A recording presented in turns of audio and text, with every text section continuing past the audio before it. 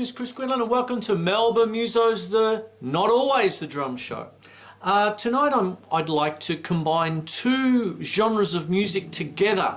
I've prepared some music that is based both on flamenco that I've been talking about over recent episodes, and also my origins, Celtic music. Okay, my father ran the Dan O'Connell Hotel in Carlton, the very famous Irish pub in the 1960s and 70s. So that's where I grew up, and essentially what I'm doing tonight is I've already prepared music with my drum kit triggering various sounds such as a Celtic harp. I've also I've got the guitar on my lap to actually to explain two scales that I'm using in particular. In essence, they're both modes, and for my flamenco side of things, which I've been explaining with shows like the Hemiola from Española and all this, and then also my Celtic tradition shows from, say, last year, but I've also been doing things a little bit more recently with that, is the connections between the two. You know, it's almost like when I was preparing the music, I was actually thinking like the typical joke, an Irishman and a Spaniard walk into a bar, you know, that kind of thing. I'm not saying any jokes, but what I've tried to do with the music is essentially binary form, A, B, A, B, A, B. I've talked about this this year as well, in the sense that my first section is in the Phrygian mode, which is very Spanish. I'm going to explain this in just a second. And then the next part is in what we call a Mixolydian mode, which comes out sounding very Celtic and Irish. So let me just quickly talk about what you're about to hear over this episode and the next episode as well. In Spanish flamenco music, the scale which is used above all others is the Phrygian mode. And the Phrygian mode sounds really strange, but what it is, it's the third step of a major scale. So if you're going to play the normal C major scale,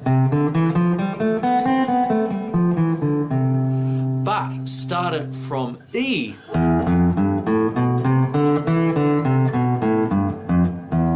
what you do is you take the general run of a major scale, let's just say the first step, second, third, fourth, fifth, sixth, seventh to the octave, and you change it by this. It ends up being first, flat second, flat third, fourth, fifth, flat six, flat seven, octave. Okay, hopefully I'll have the wherewithal to put that across the bottom of the screen for you. And one of the wonderful things about the Phrygian mode is it's minor bass because of the flattened third degree. I'm getting a little technical, but the wonderful thing about flamenco is that they put that over sometimes major chords, right? E major.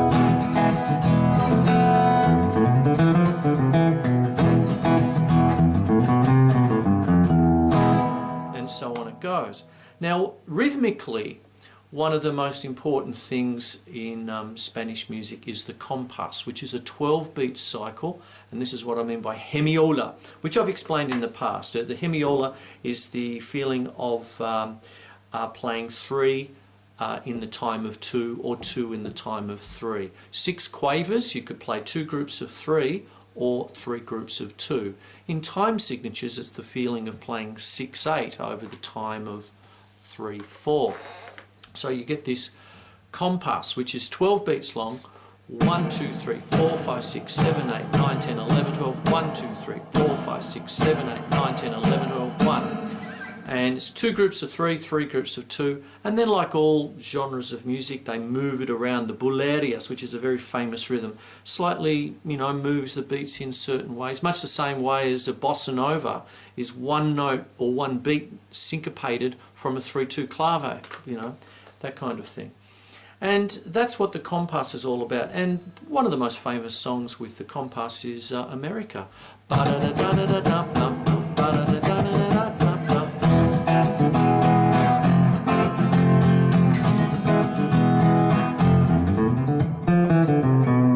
So on it goes.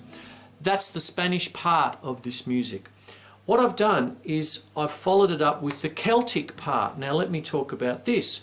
I've just played a C major scale for you and turned it very Spanish by starting that C major scale from E. Now if I take that same C major scale and then play it from G to G, G, A, B, C, D, E, F, G, you have a normal G major scale, Do, Re, Mi. Okay, but I flatten the 7th degree. So a major scale would be 1, 2, 3, 4, 5, 6, 7 octave. If those who know their tones and semitones, it's tone, tone, semitone, tone apart, tone, tone, semitone. The tone apart bit is because you have 2 tetrachords. And the first tetrachord, then the second tetrachord, then the second tetrachord becomes the first tetrachord of the next scale, and you have this wondrous thing called the cycle of fifths. But that's not what I'm talking about. I'll leave that for another episode. What goes on, excuse me one second, what goes on is that you have the G major scale, okay? But I flatten the 7th degree, so it's 1, 2, 3, 4, 5, 6, 7. It sounds a bit wrong when you just play it like that after playing the G major scale.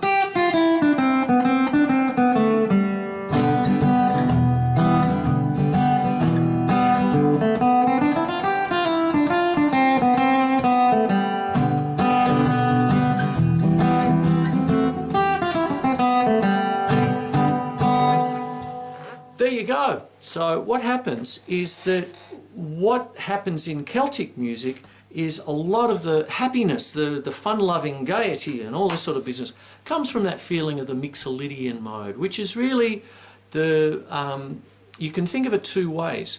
It's either the C major scale from G to G, you can get to it from there, or it's the G major scale but you flatten the 7th degree. Okay, that's 2 ways. It depends on what you want to do to get there. Now the funny thing about Celtic music is that you have this, they're kind of, I mentioned boulerias and the compas and the like with the flamenco, with Spanish music. And then with Irish music, Celtic music, Scottish, you know, just think about the Celtic area, this sort of thing, the 5 Celtic regions sort of thing. You know, when you take in sort of Ireland and Scotland and then go into the northern part of Europe as well, even a little bit of France as well. But what happens with with Celtic music is that you often have a situation where you have this feeling of 6/8. You see, now if the compass is in 12/8, 12-beat cycles, and an Irish jig is in 6/8, that kind of thing, there's not a lot of difference. You've got certain kinds of feelings that overlap, sort of thing, and that's very important to sort of understand as well. The other thing as well as that is that with both styles of music you have different variations of beats and dances, if you will, and all that. In Celtic music the main thing is jigs and reels. An Irish jig has the feeling of 6/8, right? Dun, dun, dun, dun, dun, dun, dun, dun.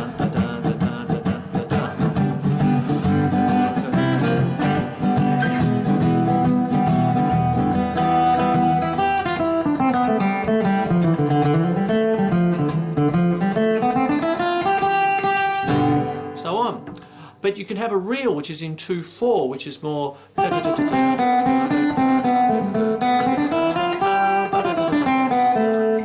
and a 2 and 3 and a 4 and a 1 and a 2 and a 3 and semiquavers. Same thing can happen in flamenco, where you don't use the compass.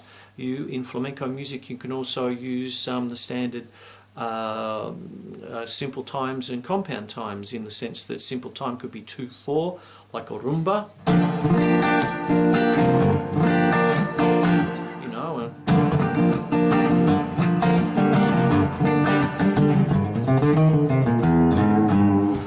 I don't know what that was exactly, but there's something there for you. And what I'm getting at with tonight's show is really the combination of the 2 styles. You've got to remember that Spanish music and Irish music, or Celtic music, comes from areas that have seen their fair share of troubles. You've got to remember that the troubles in Ireland over these and over the centuries, that kind of thing, and their fight for freedom, even just to make music. The kind of dancing that is involved is very, Lord of the Dance, Michael Flatley stuff, where it's all, like Irish tap dancing, if you will. And the same thing happens with flamenco dancers, they're the rhythm of the flamenco troupe, that kind of thing. So there's a lot of connections, and as far as countries go, there's the Irish Troubles, but in Spain, you've got to remember that they were on, under the rule of a fascist dictator for decades, sort of thing. The Spanish Civil War days that preempted, came before World War II. So the two peoples have been through their fair share of troubles, and this wonderful music is a reflection of that, the joy and passion of life that these two styles of music are meant to represent. And in doing so, to finish off my little introduction to this music, is that I've taken my drum kit, I used my little trigger patch, and I've gone between the Phrygian mode and the Mixolydian mode to evoke the mood of both flamenco and then Celtic and so on like that. I've used things like the Celtic Harp patch in my computer and all that, used a bit of a string section and all this sort of stuff to add things to it. So I hope you enjoy the show. I've made a fair bit of music, so it's going to be a part 1 and part 2. So yeah, anyway, I hope you enjoy it.